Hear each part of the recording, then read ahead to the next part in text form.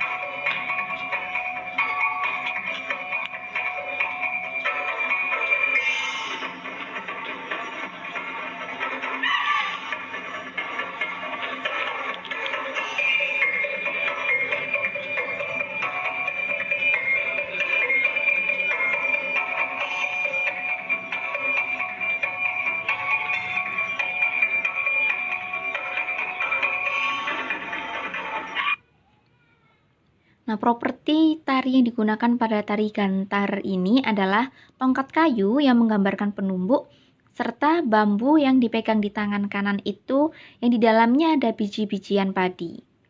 Nah, tari gantar untuk saat ini digunakan sebagai tari penyambutan tamu. Kemudian ada tari kancet papatai yang berasal dari Kalimantan Timur. Tarian ini dilakukan secara berpasangan yang menggunakan properti mandau atau senjata tradisional Kalimantan, serta perisai. Gerakan pada tari kancet papatai ini gerakannya cukup sederhana dan didominasi oleh gerakan lompatan kecil. Ada tari reog dari Jawa Timur, propertinya adalah topeng reog. Topeng reog pada saat tarian ini bukan dipegang melainkan digigit oleh penarinya. Padahal topengnya ini memiliki berat yang sangat besar. Kemudian ada tari kuda lumping berasal dari Jawa Timur. Ada juga tari kuda lumping yang berasal dari Jawa Tengah. Untuk yang dari Jawa Timur ini biasanya tariannya dimainkan bersamaan dengan tari reog. Properti yang digunakan adalah kuda lumping serta sampur atau selendang. Untuk tari kuda lumping dari Jawa Timur dan Jawa Tengah propertinya juga sama. Kemudian ada tari jaipong yang berasal dari Jawa Barat hanya menggunakan properti sampur. Kemudian tari baksa kembang dari Kalimantan Selatan. Tarian ini dimainkan secara berkelompok menggunakan properti bokor. Bokor itu merupakan alat dari kuningan yang berfungsi untuk tempat bunga. Selain bokor, propertinya ada rangkaian bunga yang dipegang pada saat penari pada posisi berdiri. Kemudian ada tari serampang 12 berasal dari Sumatera Utara. Tarian ini dimainkan secara 2 orang atau berpasangan yang menggunakan properti sapu tangan yang saling dililitkan antar penari.